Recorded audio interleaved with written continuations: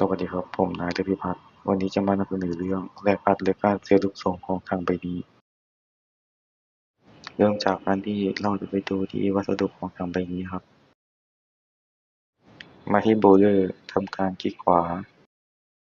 จะเห็นได้ว่าทางใบนี้ใช้วัสดุ AISI 304ต่อไปเราไปดูแรงที่กระทำกันนะครับไปที่สเตทแรงอัดสูงสุดของทางใบนี้คือ 1.565 นิวตันเมตรแรงอัดต่ำสุดของทางใบนี้คือ 5.957 นิวตันเมตรจากนั้นเราไปดูที่ Development กันนะครับจะเห็นได้ว่าจุดที่รับแรงอัดของทางใบนี้เป็นจุดสีแดง